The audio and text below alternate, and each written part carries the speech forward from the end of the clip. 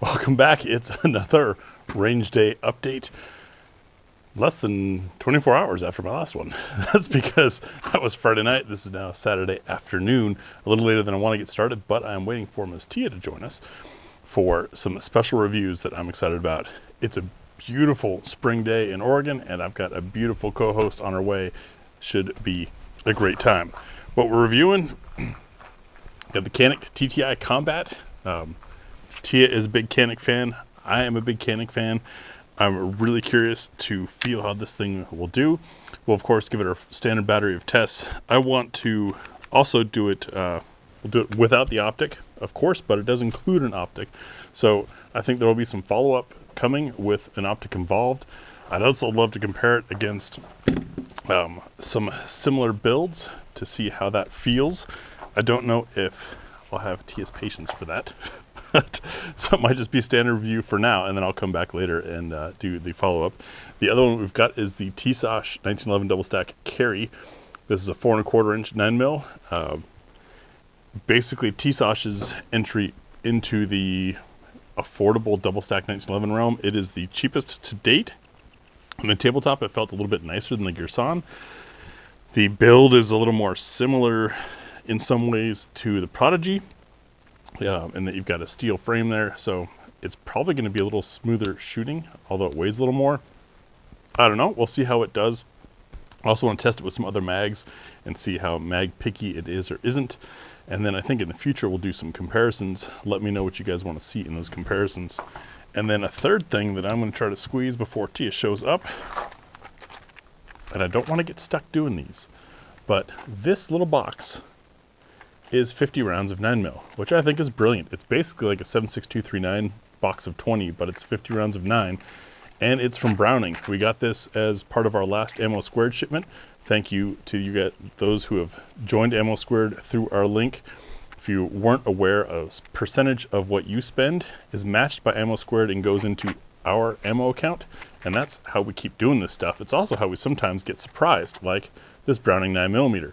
Now, Browning these days is more of a brand than anything else. I don't think they manufacture a lot. In fact, usually, at least it used to be, the Browning ammo was made by Winchester.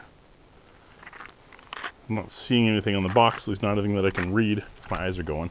But I want to see how this does, since we've already done 23 loads of 115 grade 9mm, and see how good it is. So that, of course, meant bringing out an old favorite, the Ground Power K100, to chrono 5 rounds through that. This video will be separate. I don't think I'll be updating that massive article that I did unless there's something groundbreaking about this stuff, because like I said, I didn't even know it was out until a case of it showed up. But the case was nice and compact, which I really appreciate. Imagine if this is 50 rounds, how compact 20 of these boxes are. Great for storage, great for transport. Really, really thank you, Browning, for having a small package, because it gets really obnoxious. Other than that, I might do some playing around while I wait for Ms. Tia to arrive, but I think I'll get started on that ammo test. Look for that to be worked in at some point in the future. As you guys know, and our patrons definitely know, we've got 4 relatively exciting guns reviewed this week. Those videos will be released throughout April, and at 2 videos a week. That kind of limits how often I can squeeze in something like this ammo, unless I'm just kind of feeling squirrely one day.